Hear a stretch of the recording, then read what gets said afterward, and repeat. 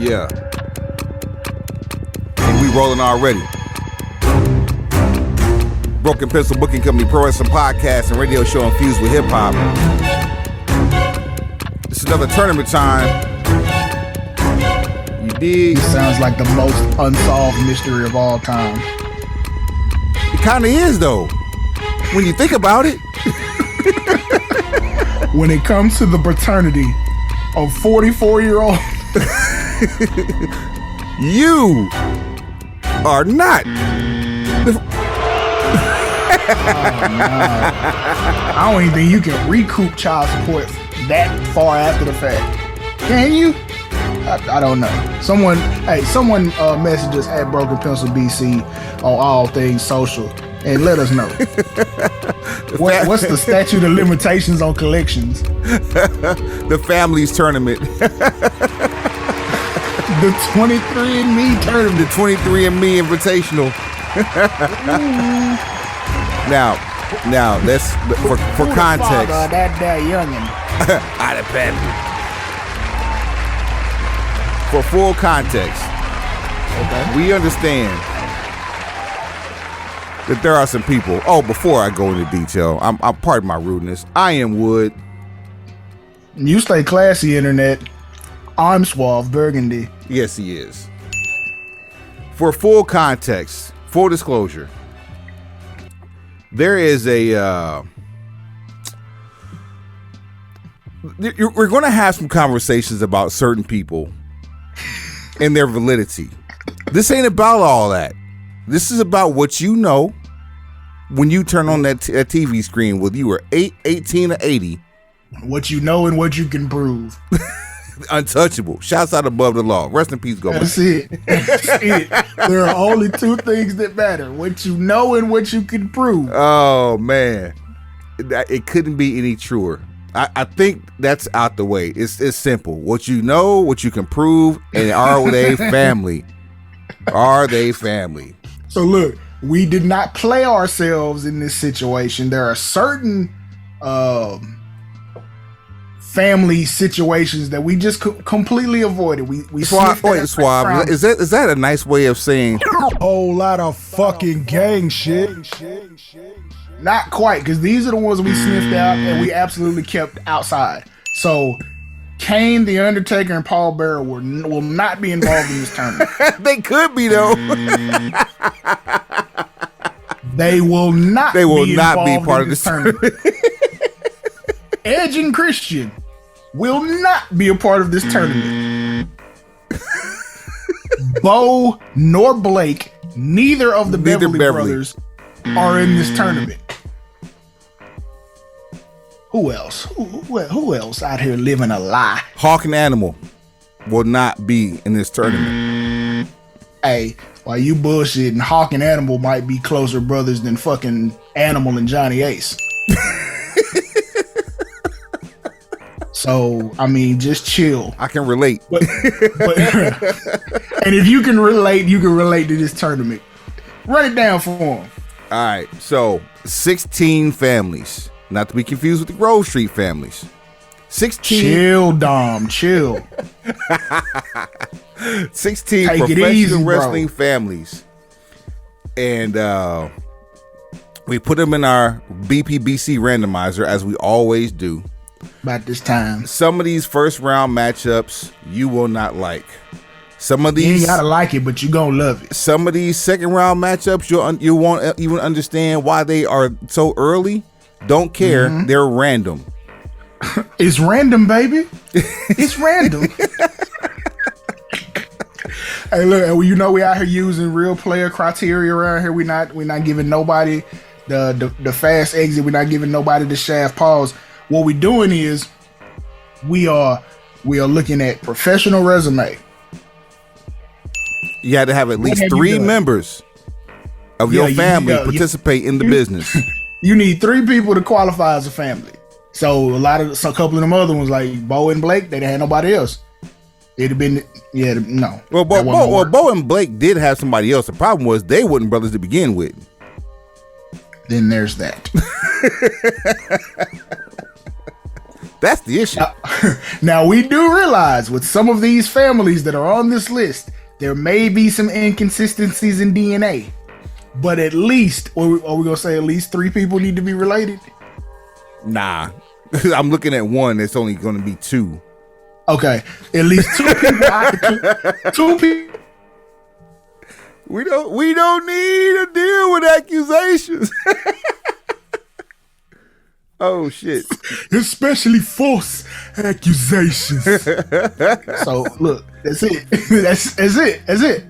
2 people in the crew, in the lineage, need to be related. And please believe, if it's just 2, one of them better be stellar. Facts. Yeah.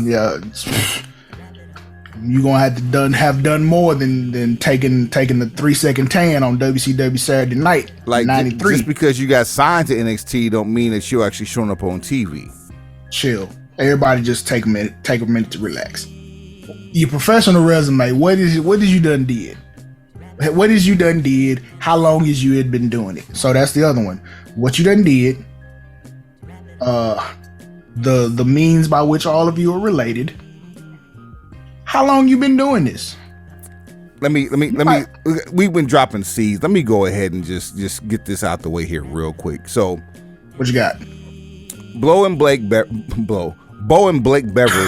the Beverly brothers. We're not brothers. However, Beverly. However, Blake Beverly has a son that's in NXT now named Von Wagner. Mm-hmm. That don't mean shit. Now, had they all been on TV as a clique together, they would have qualified. But the Beverlys would have qualified. The Beverlys only won an AWA World Tag Team Championship one time. It'd have been a quick exit, but they'd have qualified. Well, see, no. They'd have had the name. The kid's last name would have had to been Beverly to continue the situation. Aha. And neither one of their real names is Beverly or even related. Like, yeah, go ahead. Yeah, they only compete as Beverly in one entity. So yes, you have, and that's the other part. You have to carry the name and lineage. You have to.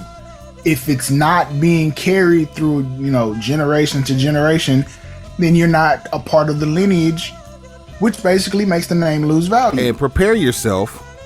You're going to throw something at your listening device of choice. I wouldn't give it on one of these names. Don't care. Nah, because at the end of the day, we picked this list because this is who we wanted on it. No further ado, Suave. You ready to go ahead and drop this first round matchup? Run the play. All right. And our most interesting round. Golly. These first 2 matchups are going to be enough to make me want to just reshuffle the tournament. But we ain't going to do that. Somebody going home early as shit. They probably should have been like a Final Four. In your first round, what you got? I guess you can consider this your daily acknowledgement. Oh shit! Whole lot of fucking gang shit. It's about to be a short day for somebody. The NOIE family taking on, because big Texas, the Von Erichs. Really? Wow. Yes. Oh, damn it, bro. Oh, man. And they're making a movie about you guys and everything. They have literally mimicked certain aspects of their life for a TV show. I will keep this 100% respectful because there's always an opportunity to make jokes. That I will not do here. We'll just run down what we know. It's what you know and what you can prove.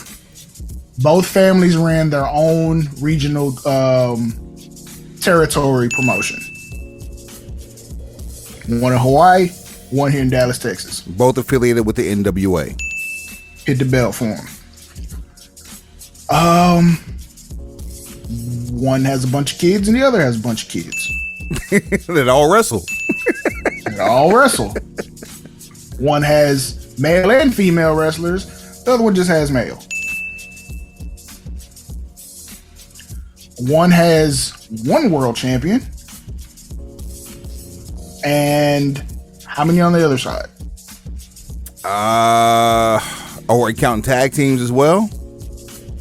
No. Just world heavyweight champions first. At least two. Hey, look, I'm supposed to play a record for you. At least two on the other side. So it's a little closer. It's a little closer.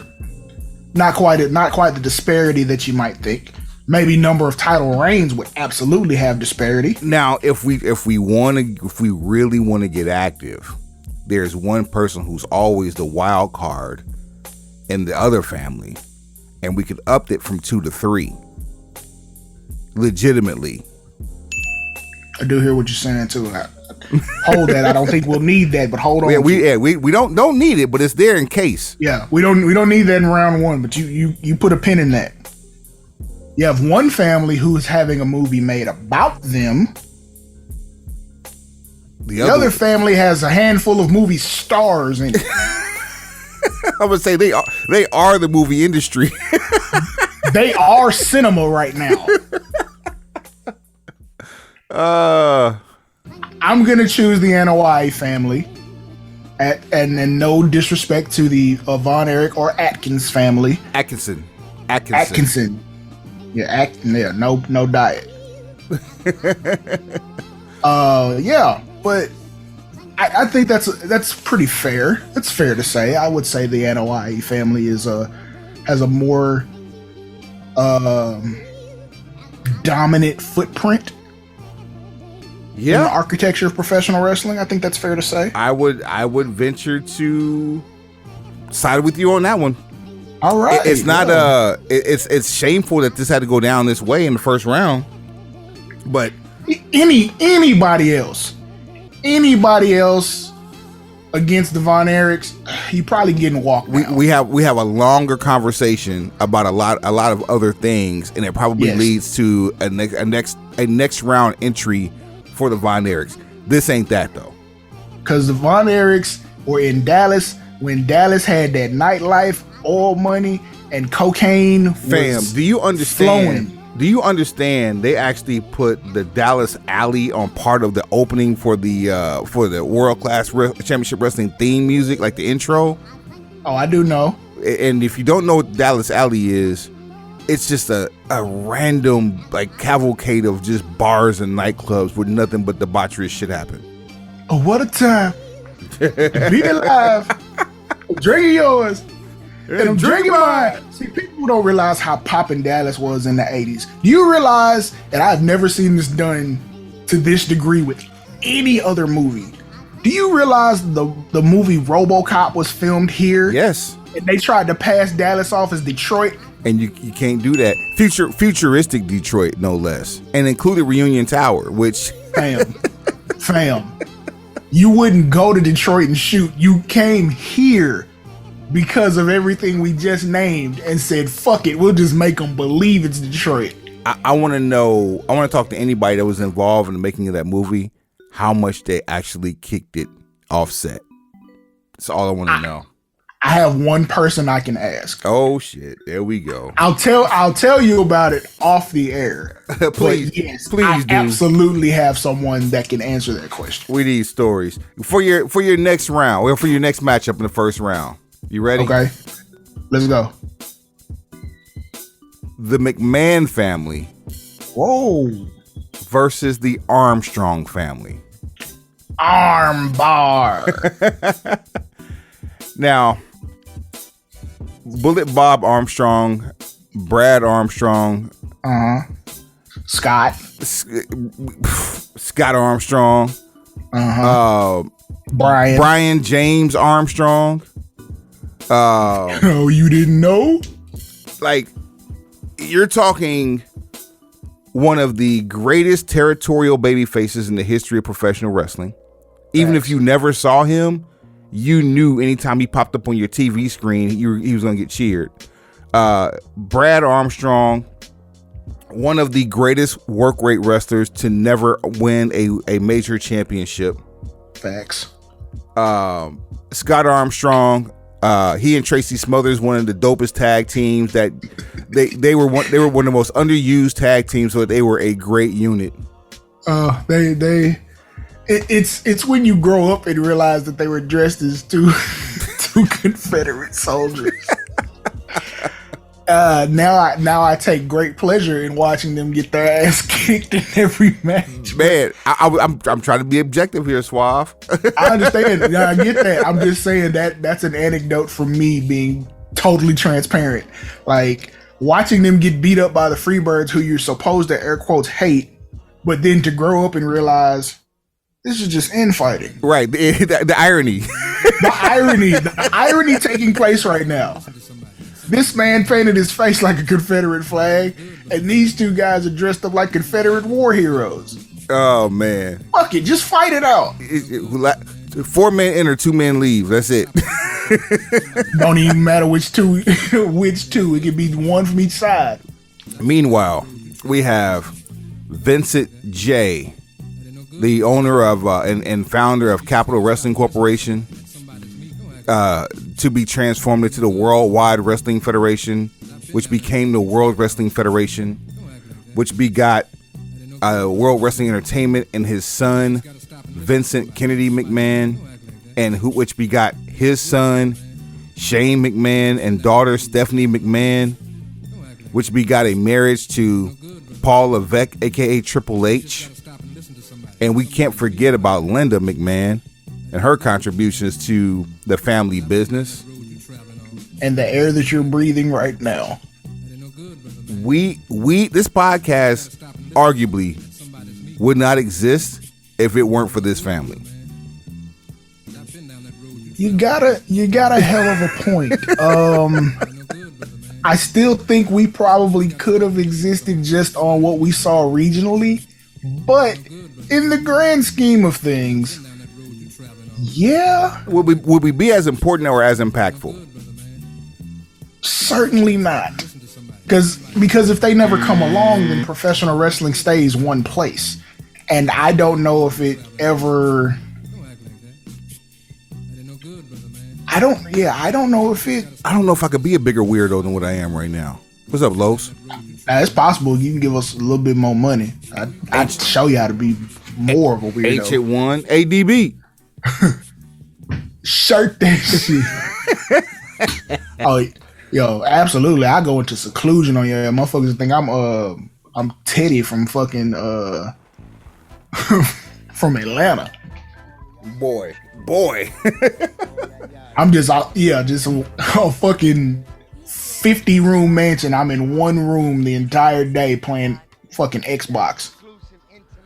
I mean, I can give you one reason why we can knock the Armstrongs out of here outside of the ones I gave. Okay. WrestleMania 1.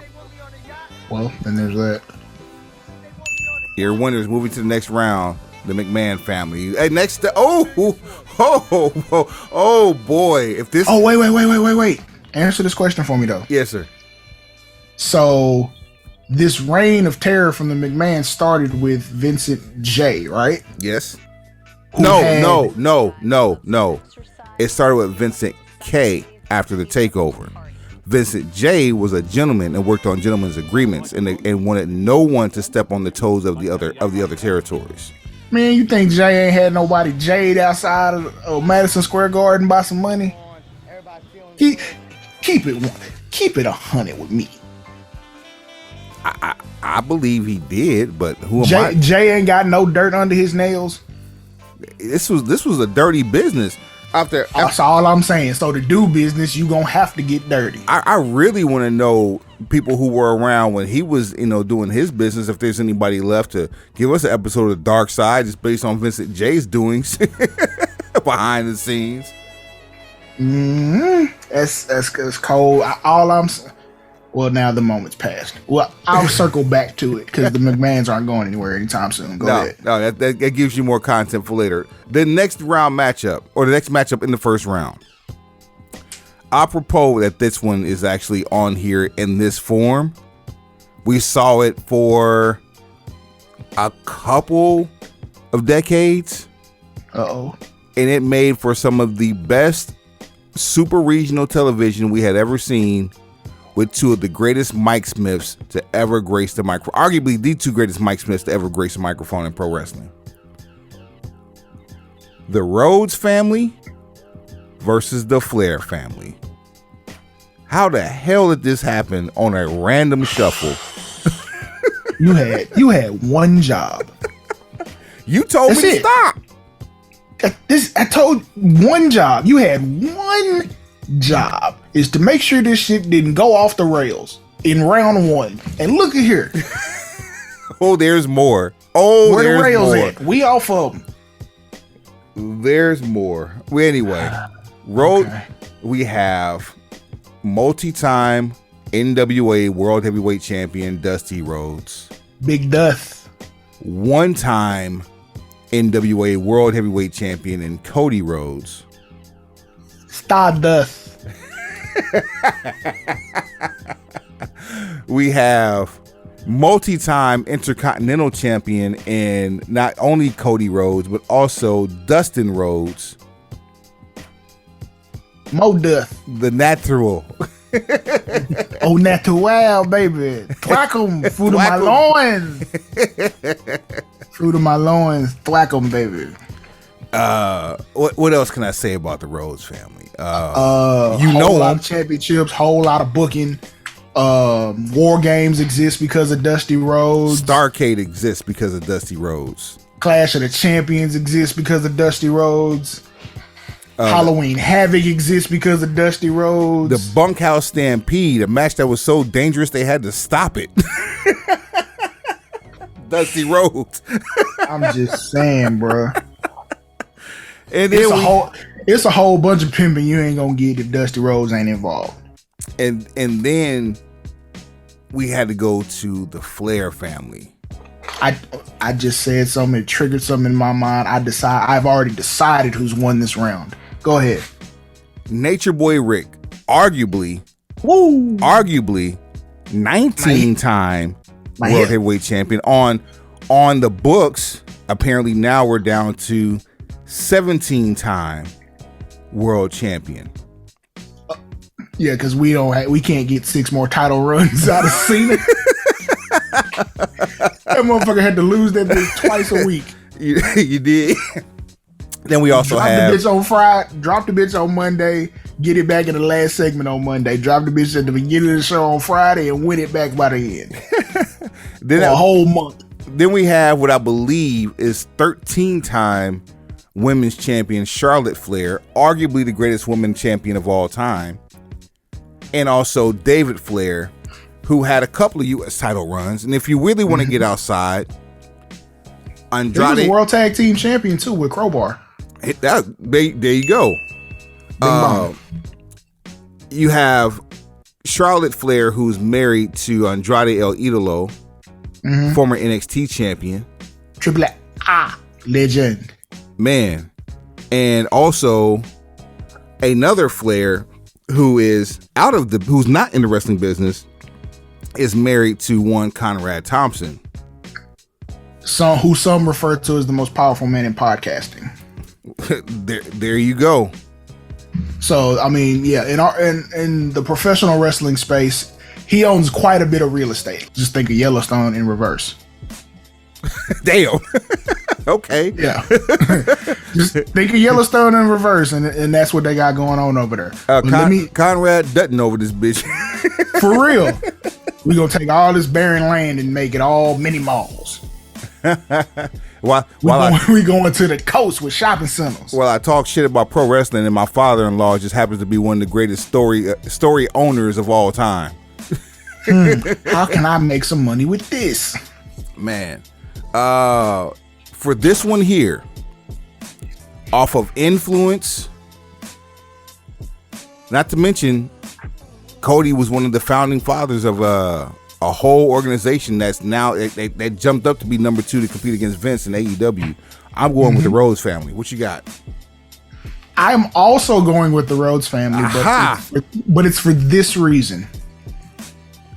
The top draw in the Flair family, then, now, and forever, most likely, is Ric Flair, right? I would have to agree. Highly regarded as possibly the greatest of all time.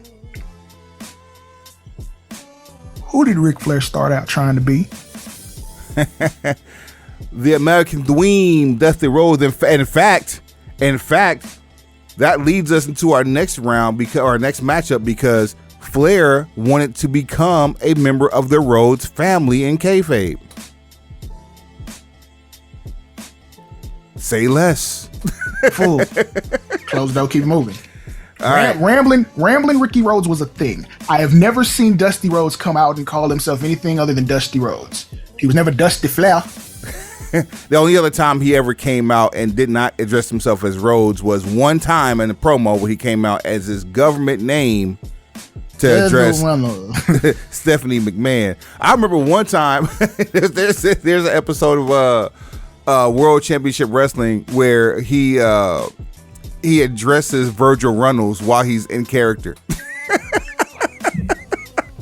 Say, man, some of that old TNA footage is just gonna be dope just because you can get Dusty without anybody else's control other than what the fuck he does or doesn't want to say. Dusty was everywhere. He was in ECW. He was in Impact. He was in NWA. He was in the AWA. He was fun in ECW, and I don't think I ever heard him cut a promo in ECW, but he was fun. Florida Championship. He cut his teeth in Florida. Oh man, he was literally all over the place. In our next matchup, the Anderson family. Anderson versus the Poffo family. Wait, who are the Poffos? Oh, funny. They're more than. Just let me tell you who the Poffos are. We have the father, the late Angelo Poffo. Mm-hmm. You have the late Leaping Lanny Poffo, aka the Genius. You also have the late Macho Man. Ooh, yeah. As I stand on my tippy toes and circle my finger towards the sky, cream of the crop. Randy Savage. Yes. That's the Poffo family. Anderson. Randy Poffo. I was talking a lot of shit in the rules and the intro of this about family members and things of that nature. This is what I was talking about with the Andersons. You have the Minnesota Wrecking Crew, which consisted of Gene Anderson and Ole Anderson. Mm-hmm. Along comes Arn Anderson. We can take it to the 90s. We pick up C.W. Anderson. Oh, and then there's Ken Anderson. Mm-hmm. And then we have the man with the hot Asian wife, Machine Gun Carl Anderson. Anderson Silva and Anderson Paak. They're all Andersons. Anderson Cooper. All of them. All of them. They're all related. Every last one of them. They're all related. They won't tell you that. And then, of course, if you really want to be particular about it, we can throw in Brock Anderson just for shits and giggles. Yeah, him too.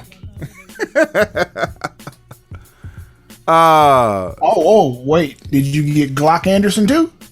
That's Arn Anderson's alter ego, Glock Anderson. Okay, so he or as I call him, Armed Anderson. Armed Anderson. So yeah, he gets the 2-for-1 schizophrenic card. I mean, why not? All right, fun for everybody. What you got on this one, Suave?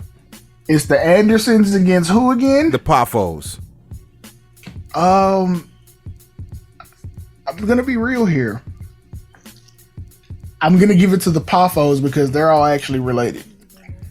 You know what? That's funny. I was going to say the same thing, but what gives me the edge is Angelo Poffo ran an organization that rivaled Jerry Lawler's organization from a different territory.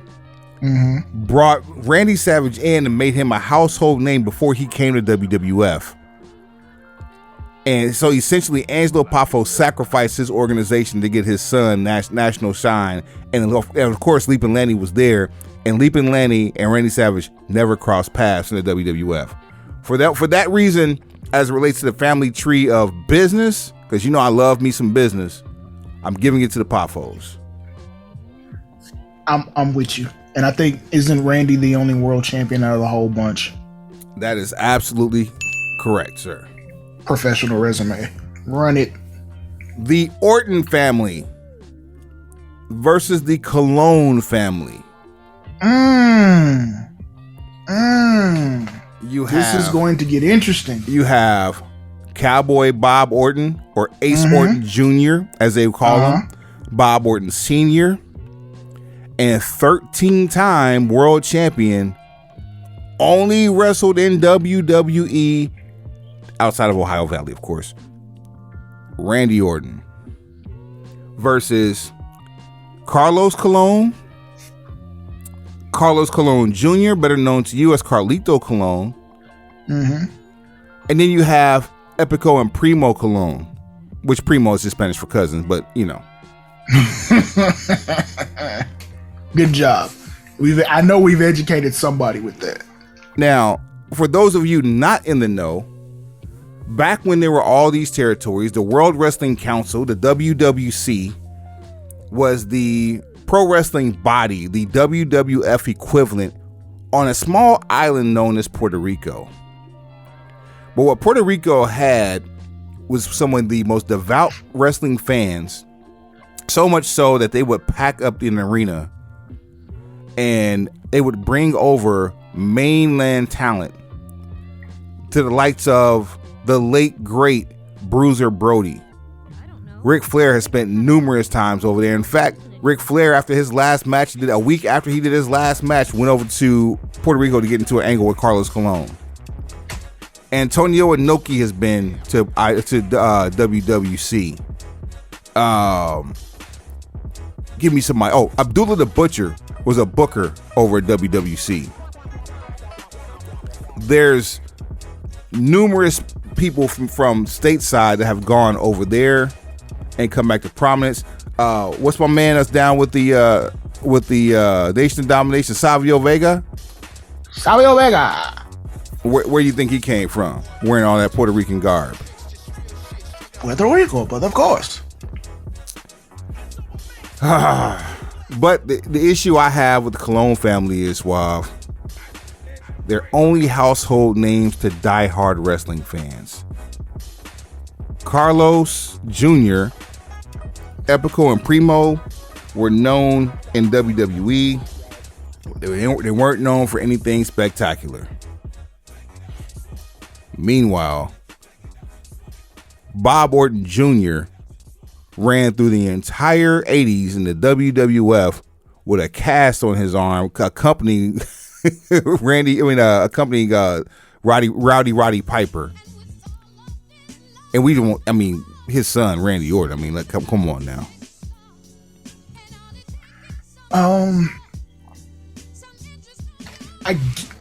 I get why the Orton family would be an easy choice, but the name Colon rings bells in wrestling history for good and bad reasons. And it's one of those things where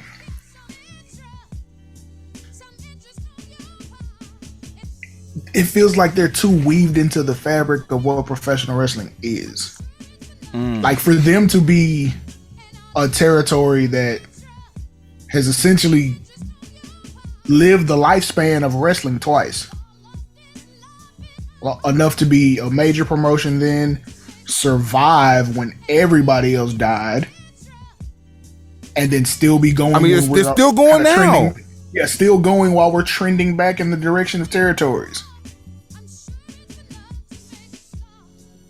Hell, I didn't think they would survive the pandemic, but yet they're still standing. It's a destination on next time I'm in Puerto Rico. I'm trying to see what that's about. It's been three massive hurricanes in the last 7 years. Yeah. Help me make my decision on not go anytime soon. Thank you. Let's take that off the list. Won't be going there anytime soon. My bad, dog. My bad. Hey, Carlito, just know it wasn't my fault, bro. Oh, that's right. Blame me.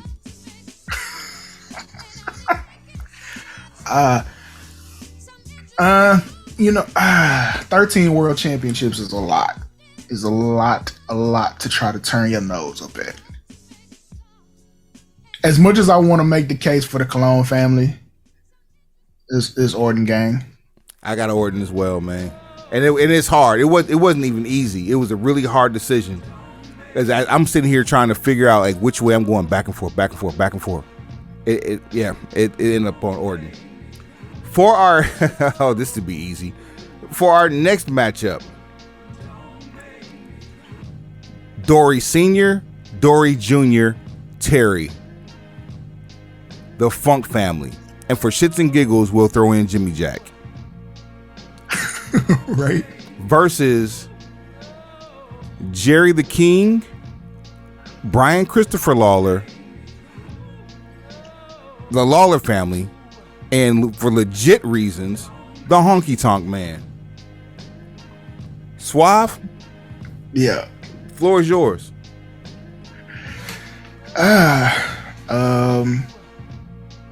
Jerry's the king of Memphis. Thanks, Suave.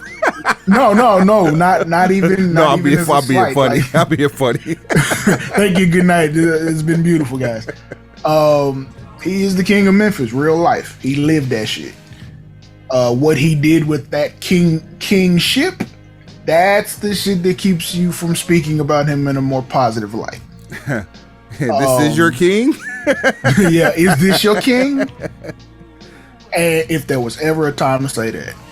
So, and then his son, similar path, at least not that I know of, as far as his personal life. Professional life, though, come up through the ranks. Nepotism wins, and he wasn't trash when he got his shot.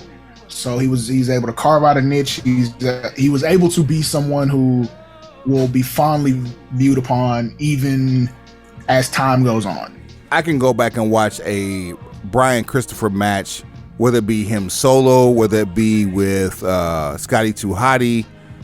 Like I can go back and watch one of those matches at any given time and get equal enjoyment from one to the next because he was so foolish on the outside of the ring.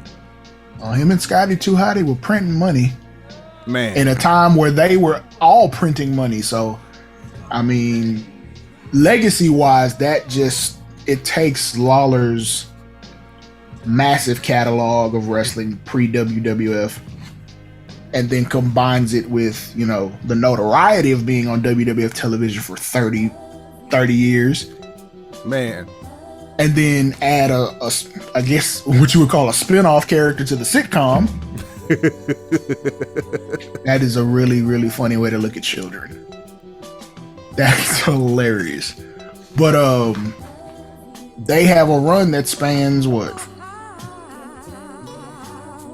You talking about the Too Cool?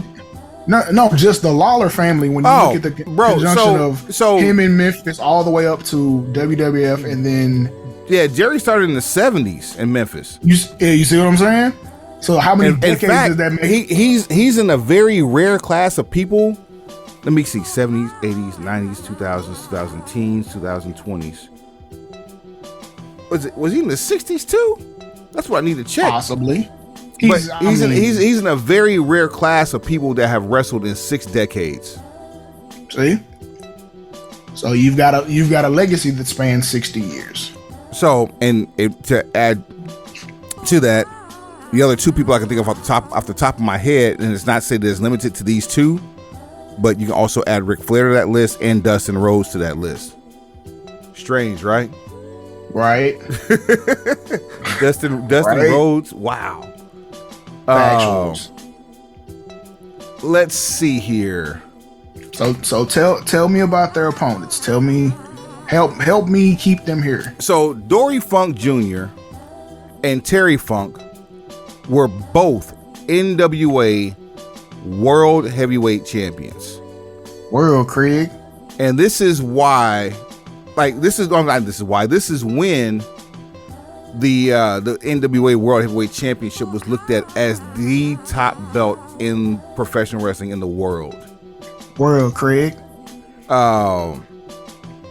Dory Funk Sr. created the Western States Sports, say that fast 5 times, which became an outlet for people who went to I forgot what it is now, but what used to be known as West Texas State University. easily the number one university that professional wrestlers came out of, and he gave them jobs when they stopped playing football. Notables to come out of there would be like JBL or, in fact, Dusty Rhodes, Barry Windham, Blackjack Mulligan. Like all of these names came out, and then they spent a little time over at the Double Cross Ranch over in Amarillo, Texas. Dory Funk Jr. also runs the Funkin' Conservatory, which is a pro wrestling school heralded up there with the likes of like the Hart Family Dungeon and Killer Kowalski and Johnny Rods. It's highly heralded, highly touted as a place that where you want to go to learn.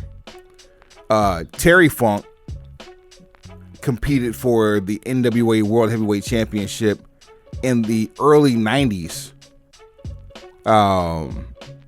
against Nature Boy Ric Flair. And then on top of that, he leaves and goes to ECW in his 50s. And starts doing like the wildest. We're talking barbed wire matches. Like no ropes, but barbed wires instead of ropes. End up headlining the main event in ECW's first pay-per-view, Barely Legal. Like he would try to stop the match the night that Mick Foley went through the Hell in a Cell and swallowed his tooth and it came out through his nose. Mind you, this is at least 3 to 5 years later after the ECW situation we just talked about. And even though Terry Funk is having some, memory issues as expected, but he's late into his 70s. I was finna say, bruh, come on. He's late into his 70s. Dory Funk is still with us too. Dory is 82 years old to this day. In fact, by the time you hear this, he would be 83, celebrating his 83rd birthday on February the 3rd. This one is and then they go back on the Honky Tonk Man, because we did not say this one. What makes this so hard is the Honky Tonk Man goes on record as being arguably the greatest Intercontinental Champion of all time, holding it for a record 454 days. The Intercontinental title, that is. Something that has not been done since. So, Lawler, Jerry Lawler, that is, was touted as being I've heard 39, I've heard 52. Like, there's so many world championship reigns that Lawler has. None of them are recognized because it's literally like he put the belt on himself. And it was for a territory that didn't compete outside of the United States. Like, is it the world, Craig, or is it just your world in Memphis? It's your world in Memphis. You know what I'm saying? Which ain't nothing wrong with that. Ain't nothing wrong with that, man. You know what I'm saying? That's how you want to live, shot. Do your thing, man. You get too close to Chuckalisa there, Suave. Slow down, partner. Hey, chill. Everybody be cool. Everybody be cool. For my money, I got the Funks. You ain't got to argue with me. Right on. Okay, Funks it is. Get the funk on. I ain't never really heard about none of them having no transgressions, and hell, I like Terry Funk. Hey, even if he is an old egg-sucking dog. That's exactly why. That's exactly why. That is exactly why. I really thought when I was a child that they would really brand them motherfuckers with like a portable electric branding iron. No. Terry got active in ECW and tried to brand Mick Foley for real with a flaming one. Like, for real. I used to drive Double Cross Ranch the brand on people's folders and shit when I was in elementary school. Bruh. Next up, the Hart family versus. They can't possibly go home, can they? Versus. This is here. Here is where we get to a knockdown drag out, and I mean it. Okay. Because, bitch, Texas. Oh, shit. The Wyndhams. No. I'm not going to do this with you. I'm not gonna do this with you, sir. I'm not going to. Can I just talk about how great this tournament is so far? Sure. Yeah, talk about it. That's all I gotta say. This tournament's great so far. I'm not going to do this with you. It's the Hart family dungeon. The patriarch, Stu Hart. Stu. The best there is, the best there was, the best there ever will be, Bret Hart. The What excellent it do, execution. Stu? Red Direct Brett. You have Jim the Anvil Neidhart married into the family. His daughter, Natalia Neidhart. Uh-huh. You have Bruce Hart, Keith Hart. Right. You have All of the degenerate ass Teddy Hart. Silk cousin. Hill, Mama Del, P Del. Yeah, come on. The last graduate of the Hart family dungeon, and what's my man's name? TJ. TJ. What was his ring name? Tyson Kidd. God damn it. That's his name, Tyson Kidd. You also have Davy Boy Smith, who married into the family, who begot his son, Davy Boy Smith Jr., aka David Hart Smith. Junior. The daddy's son. He said Junior. Junior. Oh man, who am I missing? Anybody? You talking about a gang? I'm just saying, like, and then you can't when you do the Hart family, you can't leave out the dungeon, and if you can't leave out the dungeon, you have to include the people that actually came through the dungeon. Dynamite Kid, Chris Jericho, Lance Storm, Mark Henry. Ooh. Yeah, people want to forget that Mark spent time in Canada. And if you mention Mark Henry, the one Hart that we should not be forgetting, even though we could because he's a nugget, but we shouldn't be forgetting because of his talent, the late great Owen Hart. I'm saying the Blue Blazer needs its own pedestal. Man. Look, off that alone. And you could say first match WrestleMania 10, that'd be enough. Oh, go ahead, roll credits. But then you had the loser of that match go for a second match in WrestleMania 10. Like, how we do that? Because we breed them over here. We breed them like that, dude. Oh man! And then we got the Wyndhams. Yes. We got the Wyndhams. Mm-hmm. We have the patriarch, Blackjack Mulligan. Yes. You have the Widowmaker, Barry Windham. Okay. His brother, Kendall Windham. Right. Married into the family, former tag team champion with Barry Windham, Mike Rotunda. Who begot Wyndham Rotunda, aka Bray Wyatt.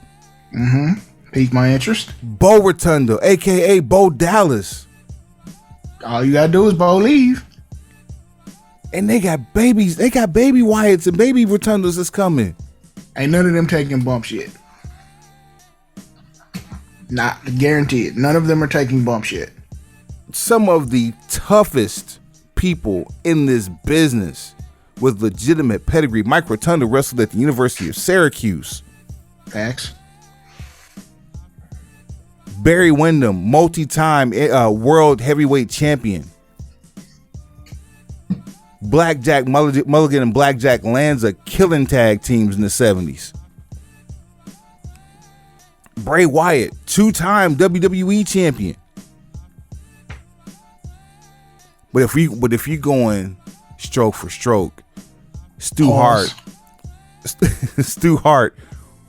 ran not just the dungeon but Stampede Wrestling, which begot some of our most heralded talent that we've seen.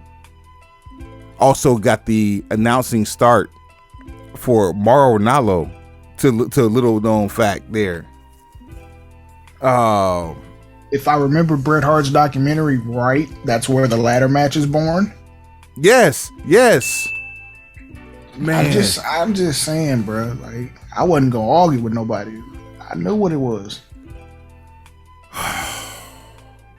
This one's on you, Suave. Who you got? I got the Hart family. I got the Hart family too, man. It wasn't easy. Was it? It was not easy. It was not easy. So when you both families breed professional wrestlers. Right. But when your training facility is in the basement, and everybody you produce is great, right? Like both families breed professional wrestlers. One family exclusively is breeding world champions.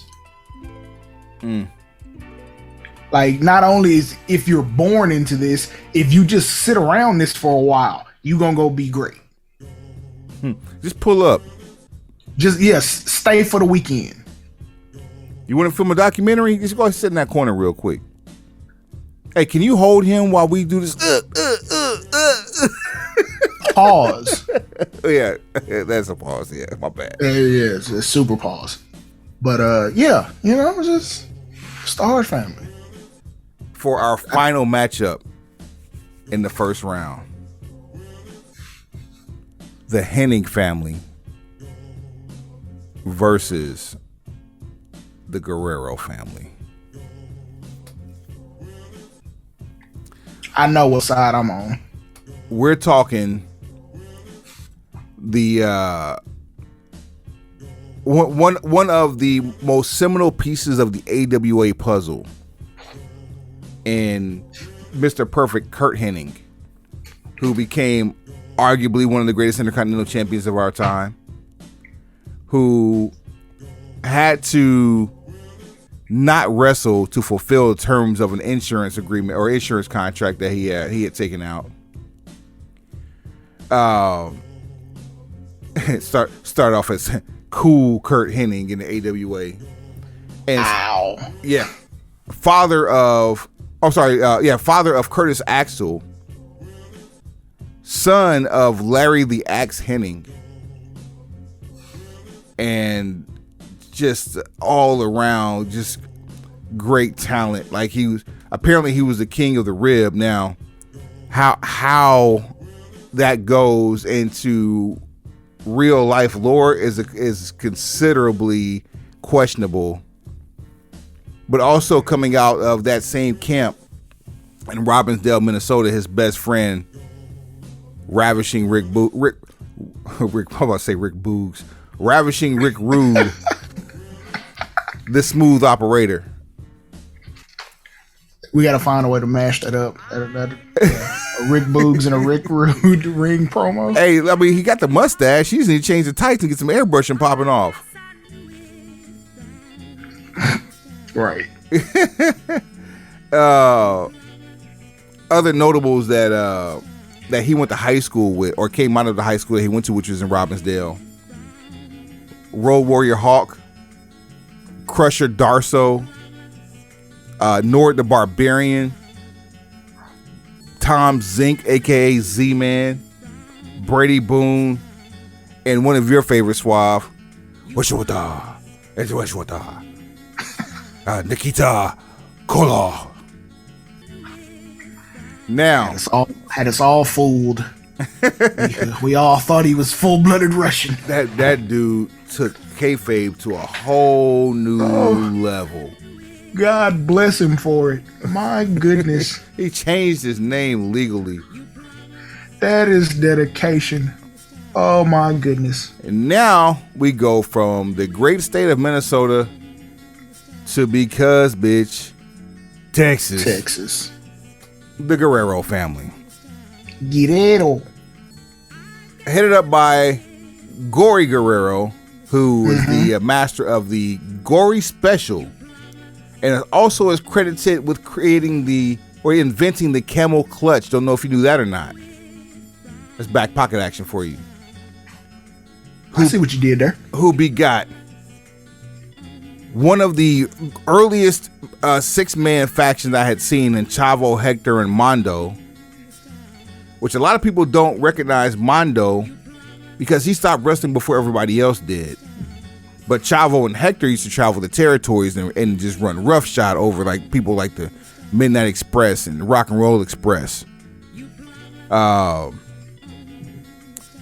Also in that same generation, the youngest Guerrero son,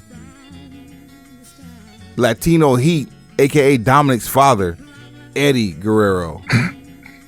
Hey, chill. My Nah, they bad, my borderline bad. beefing about this shit now. Like, chill. Vicky was. Somebody rubbed Vicky the wrong way. If that quote is real. It's not. Okay, well, good. That she didn't say that because in I fact hadn't done any research. I was like, Auntie, this how you gonna treat nephew? no, she came out and said that she hadn't even spoken to that site. So one time for Vicky Guerrero. Man, I want y'all to just cut your fingers off when you feel like making up some shit. Vicky and Eddie begot a daughter, Shael or Shaul, as it's pronounced in Espanol. And in a third generation, which people think that they were brothers because they were raised as brothers and are virtually the same age, Eddie was actually Chavo Jr.'s uncle.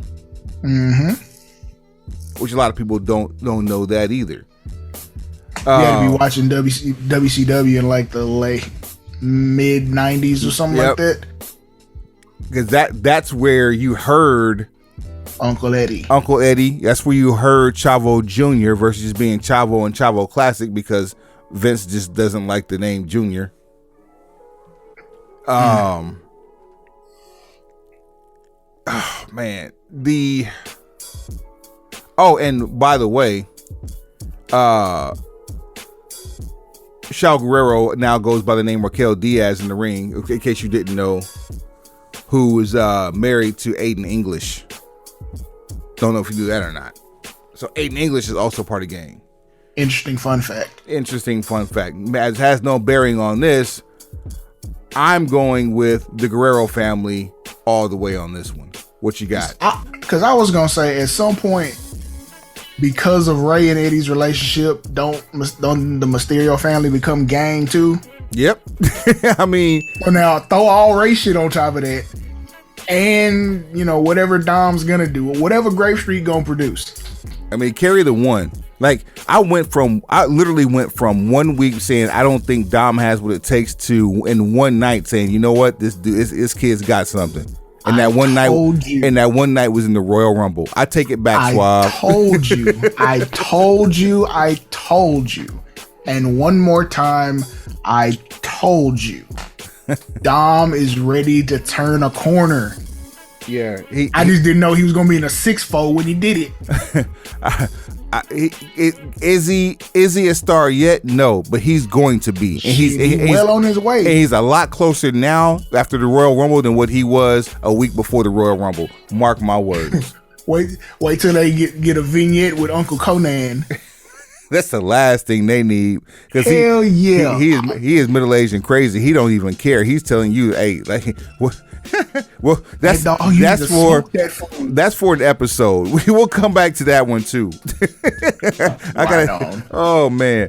So here we are in our quarterfinal round. We have 4 matchups.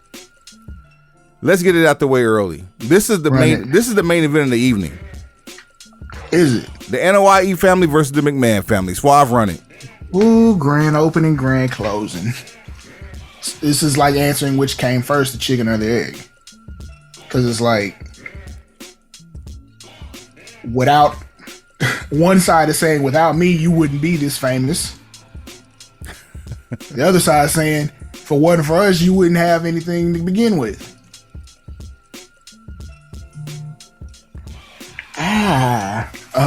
You can't have a hardware store without hardware.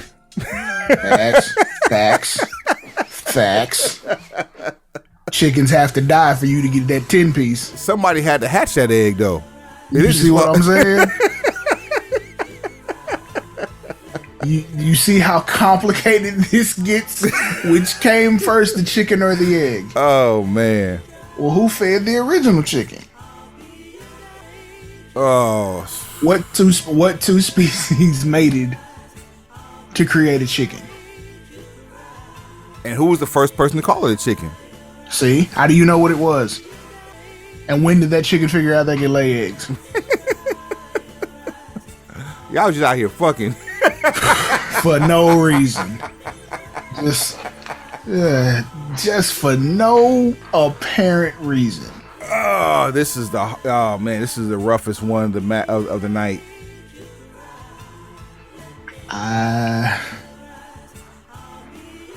This is like arguing, do you like the church or do you like the choir? Because you can, if you love the choir, you'd watch them work outside. I'm about to say the church ain't the building; it's the people in it. You said a mighty word there. I'm gonna take the NOIs off of that statement. Yes, Lord. Oh man! Any other tournament, we could have a longer conversation. And it's arguable that without the McMahons, the professional wrestling business would not exist as we know it. Here's the thing. Oh, shit. What up, Trips? What's happening? Here's the thing. It would still exist. And feeding the gene pool, in this case, the talent pool, I hate to do this. NOIE's advance to the semifinal round. I'm feeling uncomfortable about this now that I'm thinking about it. Like, the platform is the content bigger than the platform? You'll be asking. You'll be getting philosophical all night, Swab. This is only like an hour plus show. Like we only have so much time here. Go ahead, man. This is what the smoke is for. Show at BrokenPistolBC.com, BrokenPistolBC@gmail.com. On the socials at BrokenPistolBC on what? Everything. The Rhodes family versus the Pothole family. Rhodes. Not even close. You have Randy and yeah, there you go. Now, another chicken and egg conversation here. Kinda. Orton's versus Funk. Suave, what you got? Why does it feel like this is all the same family tree?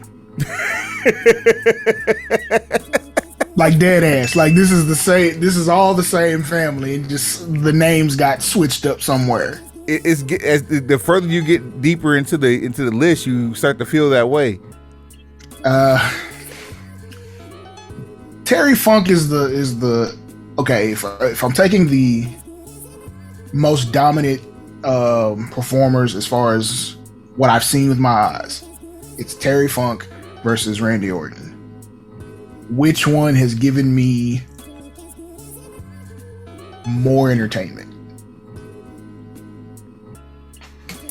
That's rough.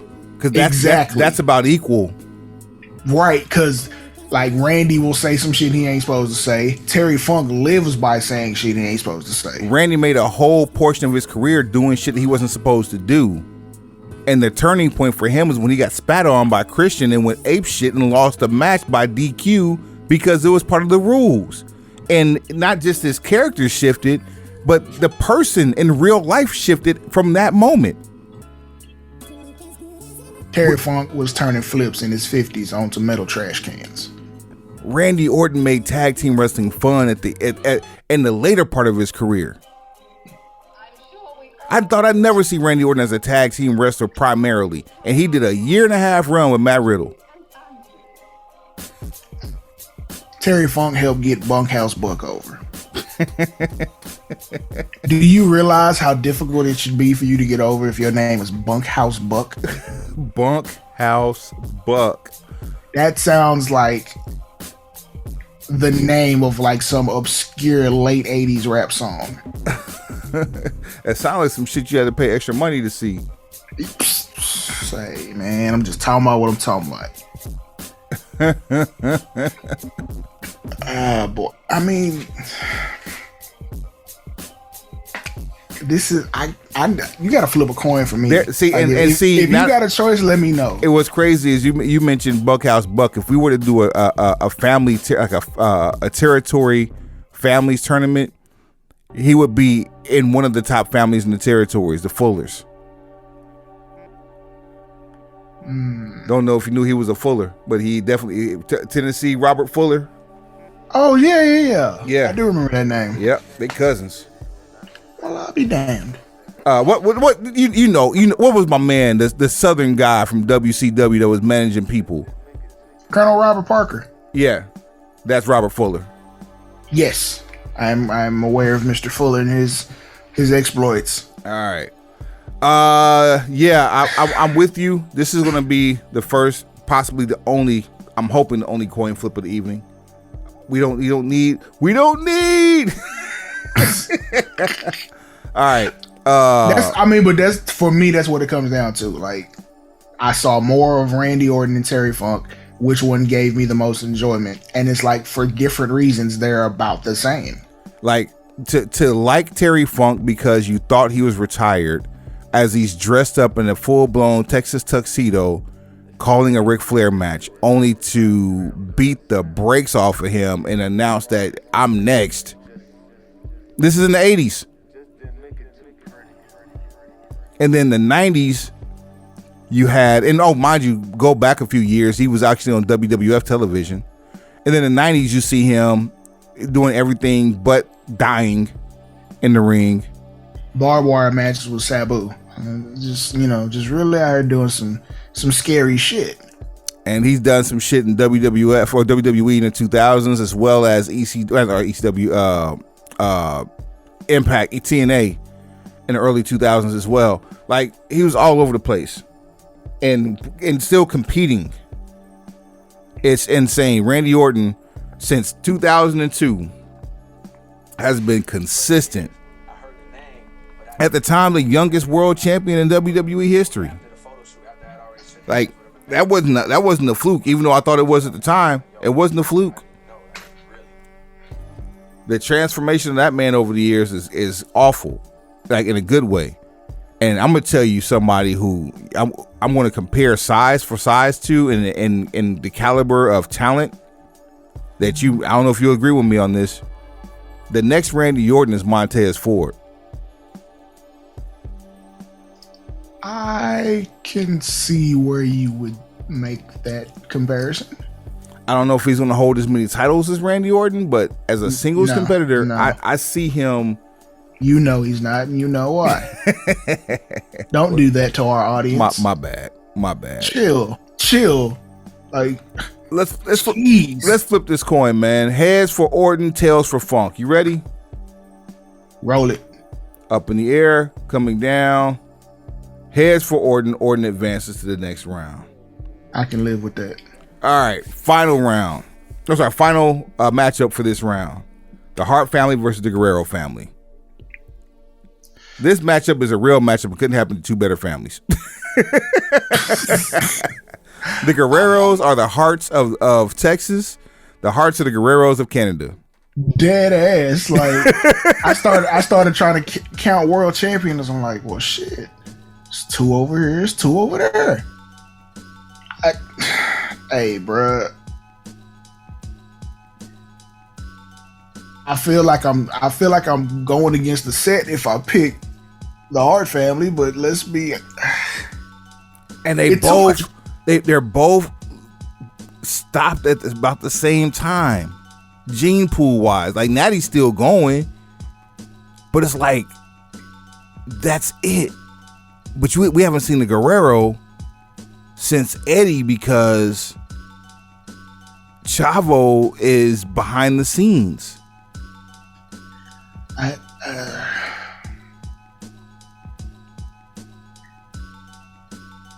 I would have loved to see an angle where Hector came back and he and Eddie were lying, cheating, and stealing back and forth, because he looked the same way Kurt Angle and his brother looked. Like, they looked identical when they had that mullet. Eddie carried the mullet into the early 90s. Like, that by itself he should get something. I'm going to pick the Guerreros just for Eddie's mullet. Wow. Off the mullet?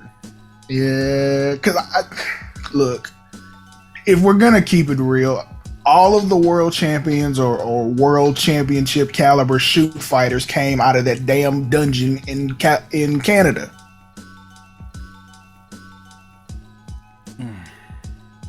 But I feel like, we're not giving the Guerrero family a fair shake. You know what? I hate to do this. I'm going to the coin flip. I don't think this needs a coin flip. You don't think so? If we're gonna flip coins, then I can't see the Hart family leave like this. Yeah, I can't risk it. Yeah, because you're going with Guerrero, and I can't make up my mind. I guess Okay. I guess the push will be Guerrero then.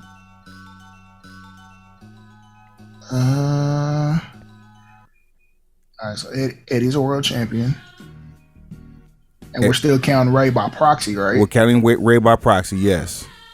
Ray's a world champion. Brett multi-time. Yes. Mark Henry's a world champion that had to go through the dungeon. Mark Henry's the world's strongest man. That too. Roddy Piper went through the dungeon at one point in his life, I believe. Roddy Piper is a heart. Ding. People don't know that Roddy Piper is a heart. Yeah, WrestleMania 8 was a whole lot of shoot. Like a lot of those comments, 100%. Yeah.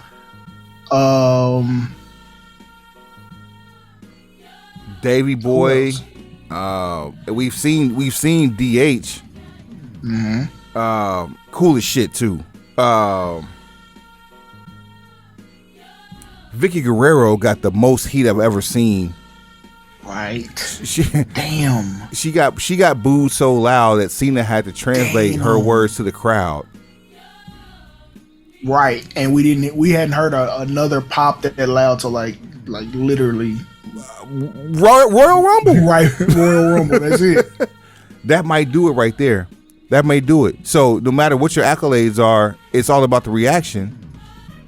Eddie has gotten cheered. Eddie has gotten booed. And Vicky is a heat magnet that proved that she's a heat miser by with that shit that she pulled in Austin.